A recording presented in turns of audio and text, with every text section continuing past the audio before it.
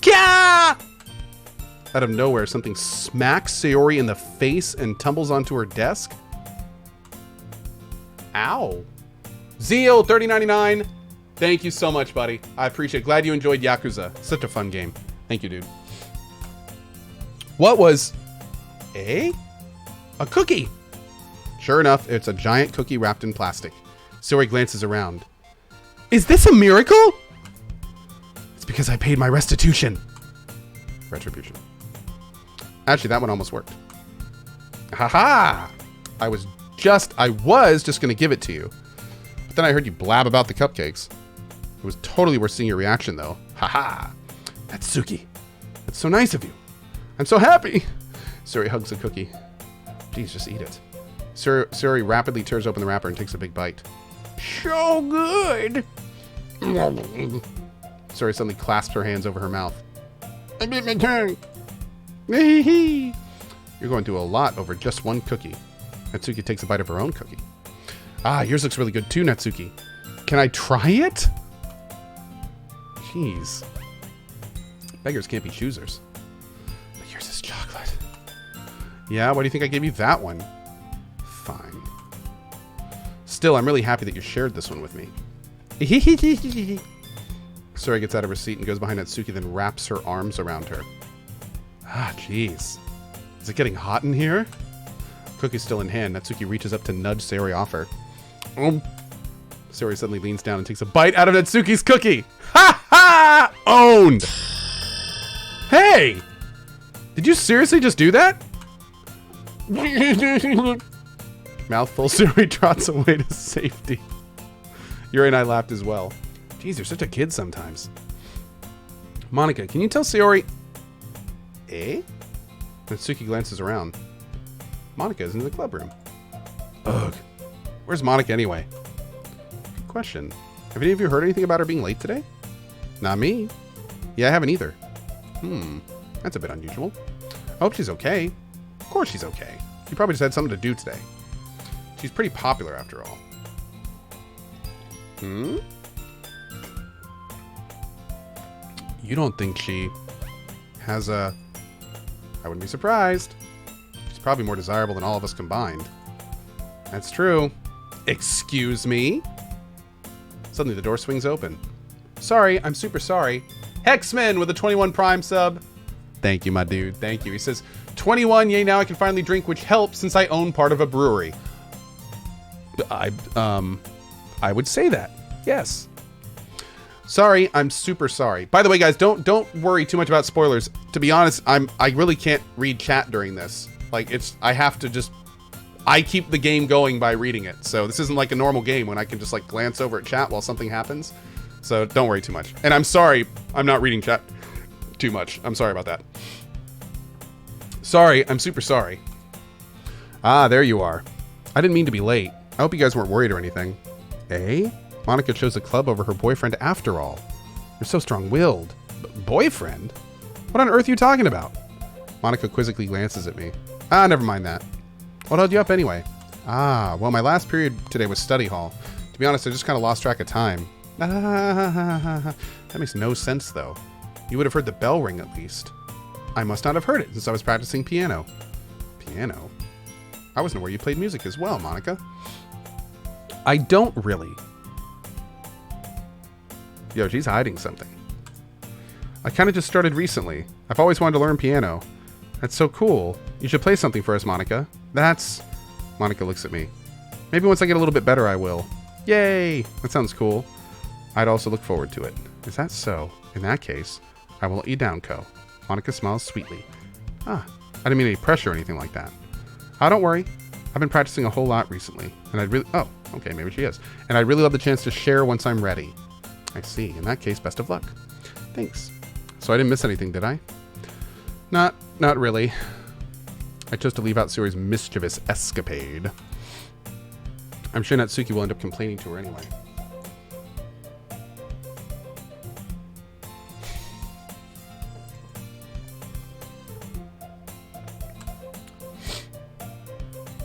I'm really curious to talk to Yuri a bit more, but at the same time, I would feel bad for distracting her from reading. I catch a glimpse of the cover of her book. It looks like the same book that she lent to me. More than that, she seems to be on the first few pages. Ah, crap. I think she noticed me looking at her. She sneaks another glance at me and our eyes meet for a split second. But that only makes her hide her face deeper in her book. Sorry, I was just spacing out. I muttered this, sensing I made her uncomfortable. Oh, it's fine. If I was focused, then I probably wouldn't have noticed in the first place. But I'm just rereading a bit of this, so... That's the book you gave me, right? Mm-hmm. I wanted to reread some of it. Not for any particular reason. Just curious how you come to have 2 copies of the same book. We call this calling out.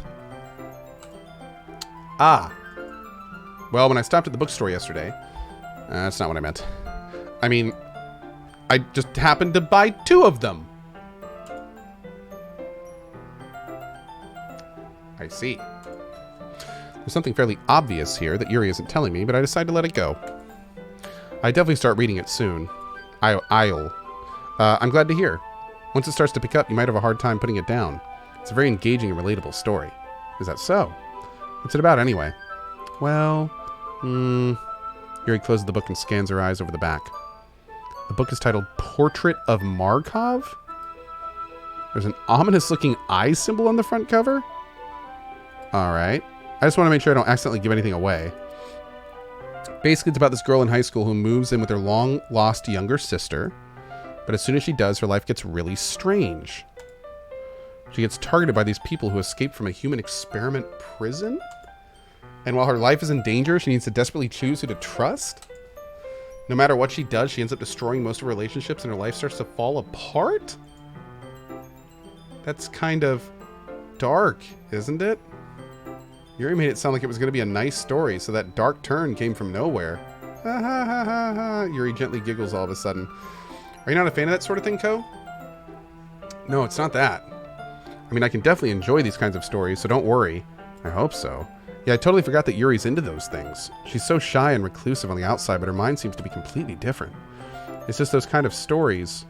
They challenge you to look at life from a strange new perspective. When horrible things happen not just because someone wants to be evil, but because they have their own goals or their own philosophy that they believe in. Then suddenly when you thought you related to the protagonist, they're made out to be the naive one for letting their one-sided morals interfere with the villain's plans. I'm rambling, aren't I? Not again. I'm so sorry. Come inside. Hey, don't apologize. I haven't lost interest or anything. Well, I guess it's alright then. But I feel that I should let you know that I have this problem.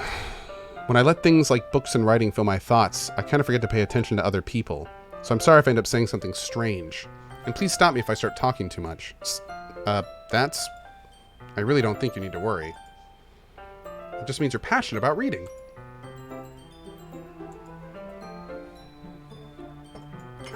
Ah. That's true. In fact, I might as well get started reading it. Or I might as well get started reading it, right? You don't have to.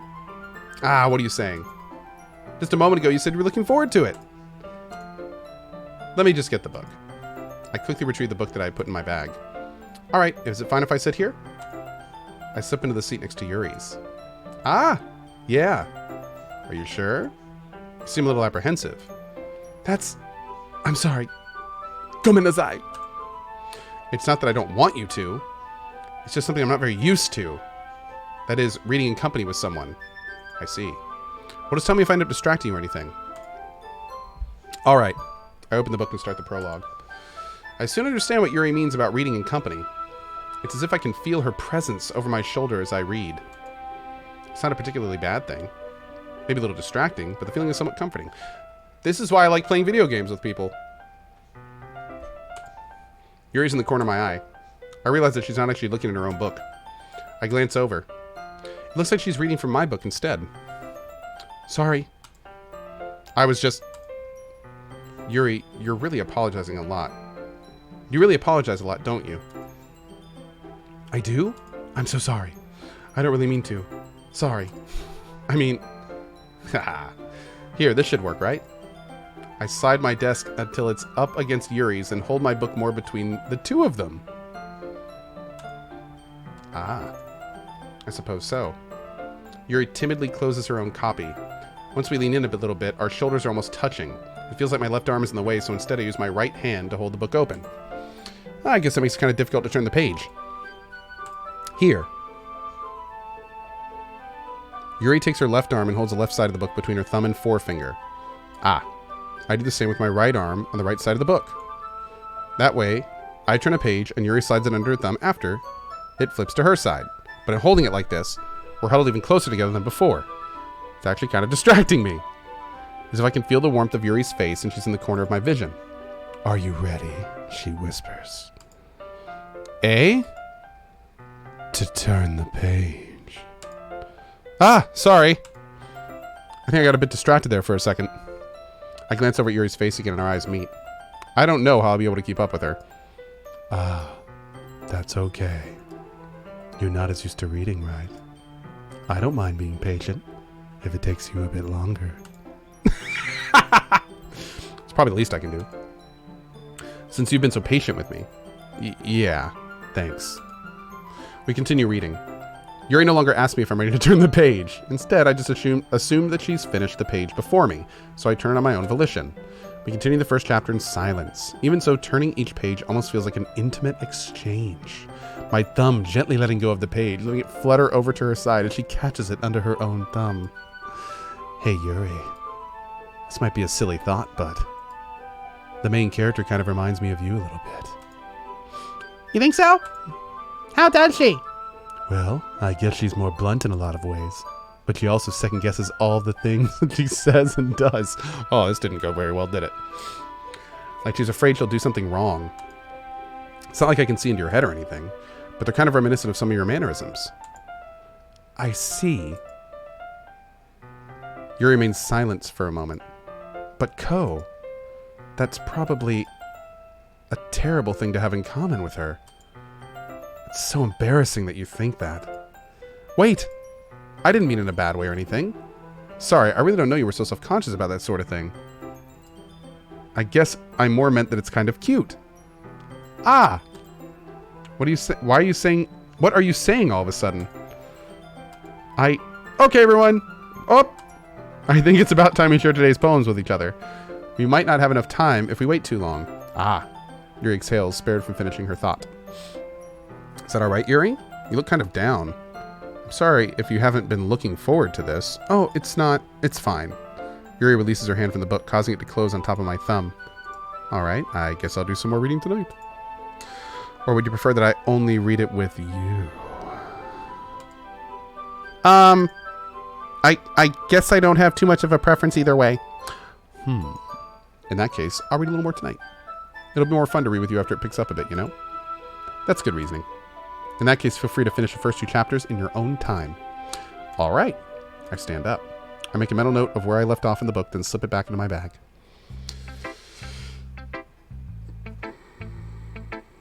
I'm going to do Yuri last this time. I wonder if it matters what order we do it in.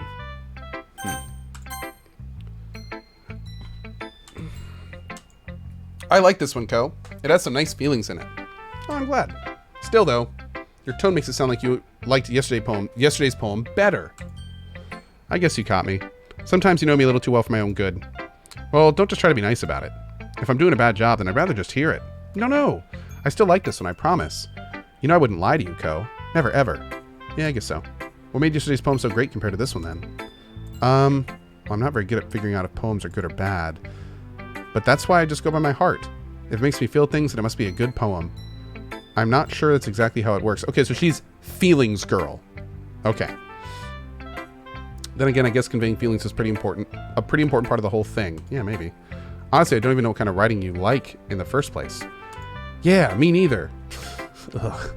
Why don't you at least try giving it some thought? Oh, you want to write something for me? That's so sweet. Yeah, right. But you're always thinking about other people. You need to be thinking about yourself once in a while. If you don't, you might end up getting hurt at some point. Eh? Well, I don't really know what you mean, but I'll try to keep it in mind. Well, whatever. Anyway, let's see. I guess I like happy poems. Wait, sometimes I like sad poems too. Sometimes a little bit of both. There's a word for that, right? It's ambivalent. For any Daniel Tiger fans out there. Yeah? Yeah, okay. What's the word I'm looking for? Bittersweet. Yeah! I like things that are happy and things that are sad. Happy and sad? I can't see you liking something sad, Sayori. Well, I like happy the most.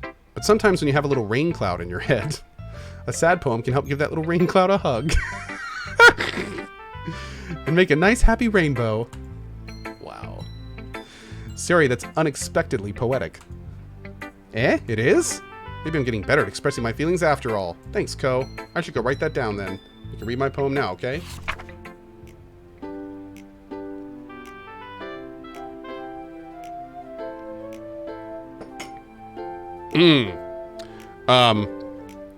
I pop off my scalp like the lid of a cookie jar. It's the secret place where I keep all my dreams. Little balls of sunshine, all rubbing together like a bundle of kittens. I reach inside with my thumb and forefinger and pluck one out. It's warm and tingly, but there's no time to waste. I put it in a bottle to keep it safe, and I put the bottle on a shelf with all the other bottles. Happy thoughts, happy thoughts, happy thoughts in bottles all in a row. Dude, I imagine her reading this like in the fetal position, like rocking back and forth. My collection makes me a lot of friends. Each bottle is starlight to make amends. Sometimes my friend feels a certain way. Down comes a bottle to save the day. Night after night, more dreams. Friend after friend, more bottles. Deeper and deeper my fingers go, like exploring a dark cave, discovering the secrets hiding in the nooks and crannies, digging and digging, scraping and scraping. I blow dust off my bottle caps. It doesn't feel like time elapsed. My empty self could use some more. My friends look through my locked front door. Finally all done, I open up and in come my friends. In they come in such a hurry. Do they want my bottles that much? I frantically pull them from the shelves, one after the other, holding them out to each and every friend, each and every bottle. But every time I let one go, it shatters against the tile between my feet. Happy thoughts, happy thoughts, happy thoughts, and shards all over the floor. They were supposed to be for my friends who aren't smiling. They're all shouting, pleading, something. But all I hear is echo, echo, echo, echo, echo inside my head. Whoa! Holy crap! Sorry, did you really write this? Of course I did. Didn't I tell you yesterday I was going to write the best poem ever? Yeah, but, I mean, I didn't expect something like this coming from you. Monika taught me a whole lot. I've been really in touch with my feelings recently. I see that. It's almost kind of creepy. Creepy? Well, not exactly. Maybe because I'm so used to you being cheerful. Well, never mind. I think I'm thinking too hard about it. The point is, it came out well. The point is, it came out, it came out good, so you should be proud of it. I want to say well. Ah, thanks. I feel like I was meant to express myself this way. It even helps me understand my own feelings a little bit better. Writing is like magic. You've got plenty of passion, you've gotten pretty passionate about this, huh? I hope you keep it up. Yeah, writing's the best. I'm gonna keep writing until I die. Don't get ahead of yourself.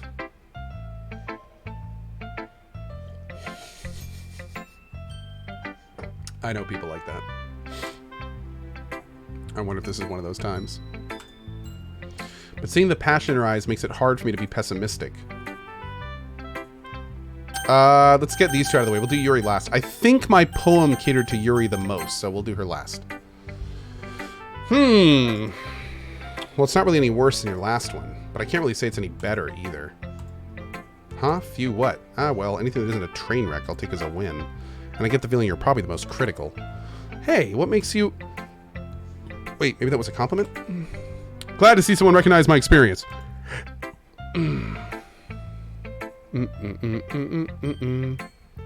Real quick, Mark, and anyone else, by the way, Cohh.tv/unban. If you ever get banned or timed out for a long time in the channel and want to get it off, Cohh.tv/unban. Yep. Well then, keep practicing and maybe you'll be as good as me someday. That's, something tells me Natsuki completely missed the point. Come to think of it, this kind of reminds me of Sayori's poem from yesterday. Yeah, you think so? Well, I guess if you've been friends with her for so long, you might be on the same wavelength. But you never really struck me as her type. Sayori is a type all of a sudden. Well, I don't know, but honestly, how can someone so fluffy spend so much time with someone like you? It's like she's dragging around a dead weight. Whoa. Ugh, that was a little unnecessary. But think of it this way. If it weren't for me, she would probably just fly away like letting go of a balloon. You could say we take care of each other. You could say we each take care of each other in our own way. Whatever it is, I don't get it. Oh yeah, I guess I'm supposed to show you my poem. Here.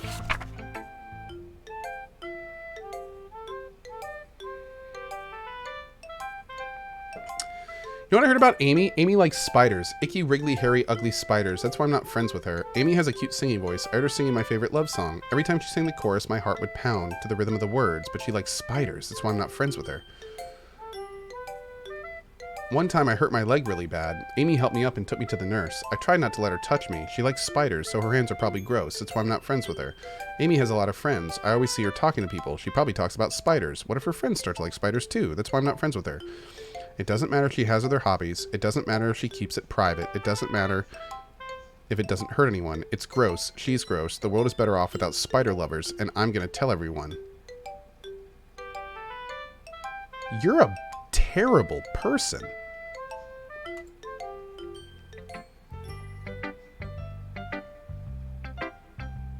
Not bad, right? Yeah, it's called Don't Yuck Someone Else's Yum. My lord. It's quite a bit longer than yesterday's. Yesterday's was way too short. I was just warming up. I didn't think that was the best I could do. No, of course not. Anyway, the message is pretty straightforward in this poem. I doubt I have to explain it. Sometimes you can explain complicated issues with much simpler analogies, and it helps people realize how stupid they're being. Like anyone would agree to the subject of this poem is an ignorant jerk. What? Do you know people like that? Of course, it's about how everyone thinks That doesn't matter. It can just be about anything. I wrote it to be easy to relate to. Everyone has some kind of weird hobby or a guilty pleasure, something that you're afraid if people find out, they make fun of you or think less of you. But that just makes people stupid. Who cares what someone else likes, as long as they're not hurting anyone and it makes them happy? I think people really need to learn to respect others for liking weird things. Okay. Well, you're definitely right. At least I can relate to that. And I'm sure a lot of the other people can too. That's what I do best, after all. I don't like writing unless there's a good message to take away from it. Like, conveying emotion is important, but I want to make people think, not just feel. Remember that. I'm going to write a good one for tomorrow too, so look forward to it. Okay. Hi again, Cohh. How's the writing going? All right, I guess. I'll take that. As long as it's not going bad. I'm happy that you're applying yourself. Maybe soon you'll come up with a masterpiece. I wouldn't count on that. You never know. Want to share what you wrote for today? Sure, here you go. I give my poem to Monika. All right. Great job, Cohh. I was going, oh, in my head while reading it. It's really metaphorical. I'm not sure why, but I didn't expect you to go for something so deep. I guess I underestimated you. It's easiest for me to keep everyone's expectations low. Preach. That way it always counts when I put in some effort. That's not very fair. Well, I guess it worked anyway. You know that Yuri likes this kind of writing, right?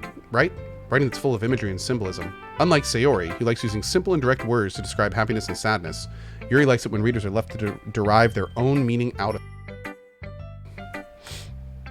It's very challenging to write like that effectively, both allowing people to get something out of it just by feel, or letting them deeply analyze all the nuances. It can take years of practice, which I'm assuming Yuri has at this point. I never really asked, though. I'm sure I'm nowhere near her level yet. Don't worry so much about that. You do your own thing. Just keep exploring and learn by trying new things. But anyway, you want to read my poem now? I like the way this one turned out, so I hope you do too. All right, let's take a look. Save me. The colors, they won't stop. Bright, beautiful colors, flashing, expanding, piercing, red, green, blue, an endless cacophony of meaningless noise. The noise that won't stop. Violent, grating waveforms, squeaking, screeching, piercing, sine, cosine, tangent, like playing a chalkboard on a turntable, like playing a vinyl on a pizza crust, an endless poem of meaningless. Load me?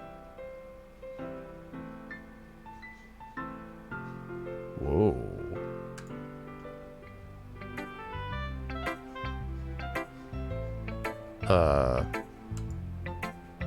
It's even more abstract than your last one, huh? I guess it's just the way I write. Hey, chat, will you load me? Can you load me? I'm sorry if you don't like it. No, I never said that. It's just the kind of thing I've never really seen before, I guess. I kind of like playing with my space on the paper. Choosing where and how to space your words can totally change the mood of the poem. It's almost like magic. The way I wrote the lines really short makes me feel like they're trying to speak over the noise. I see. Still hard for me to tell what it's about, though. Haha, sometimes asking what a poem about isn't the right question. A poem can be as abstract as a physical expression of a feeling, or a conversation with the reader. So putting it that way, not every poem is about something. Anyway, here is Monika's writing tip of the day. Sometimes you'll find yourself facing a difficult decision. When that happens, don't forget to save your game.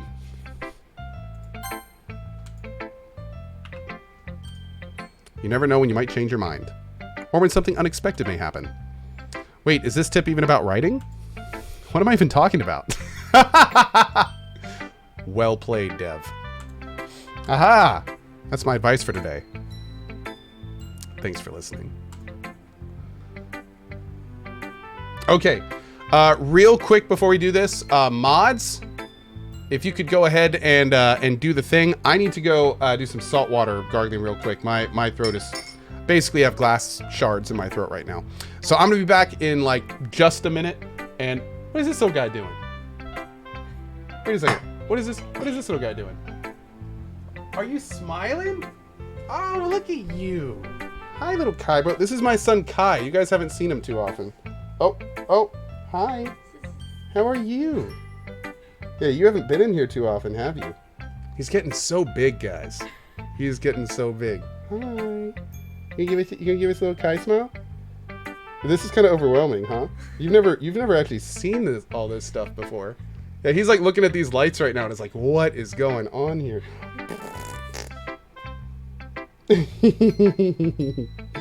Anyway, he's our little resident cutie. Here you go. I believe that's a baby. Yes, this is a baby. Yes. Oh my lord. All right, guys. Like I said, I'll be back in just a second. Keep your eyes on chat. Something is coming through in just a minute. So be right back.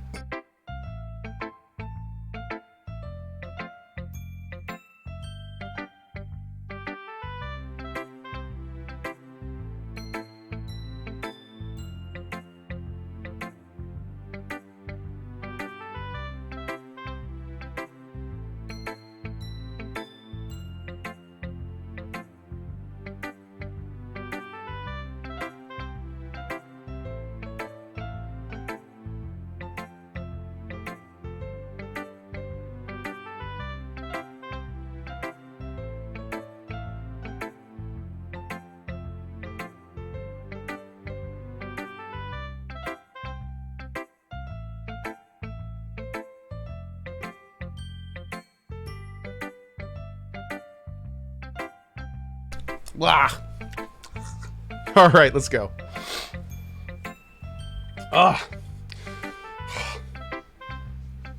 Yuri.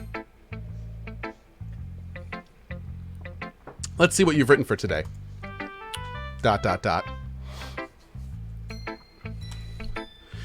Yuri stares at the poem with a surprised expression on her face.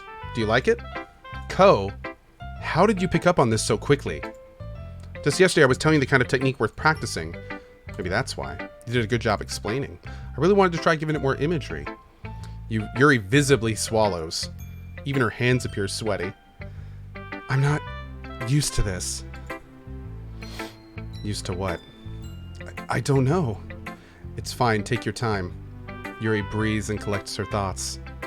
I know that Yuri likes to think before she speaks, so I offer that patience to her. Yeah, just being appreciated like this, I guess it probably sounds really stupid, but seeing someone motivated by my writing, it just makes me so hot. Are you saying you've never shared your writing before? Yuri nods. Really? I don't believe it. I really only write for myself. And besides, people just laugh at me. Do you really think that? Again, Yuri nods. Huh? Even your close friends? Yuri doesn't respond to that. I wonder why. Because she doesn't have any friends. She's like us. Anyway, do you want to share the poem you wrote today? Yeah, I do. If it's with you.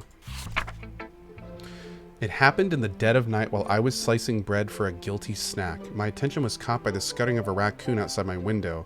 That was, I believe, the first time I noticed my strange tendencies as an unordinary human. I gave the raccoon a piece of bread, my subconscious well aware of the consequences, well aware that when a raccoon is fed will always come back for more. The enticing beauty of my cutting knife was the symptom, the bread my hungry curiosity, the raccoon an urge. The moon increments its phase and reflects that much more light off my cutting knife. The very same light that glistens in the eyes of my raccoon friend. I slice the bread fresh and soft. The raccoon becomes excited, or perhaps I'm merely projecting my emotions onto the newly satisfied animal. The raccoon is taken to following me. You could say that we've gotten quite used to each other. The raccoon becomes hungry more and more frequently, so my bread is always handy. Every time I brandish my cutting knife, the raccoon shows his excitement. A rush of blood, classic Pavlovian conditioning. I slice the bread, and I feed myself again. Whoa!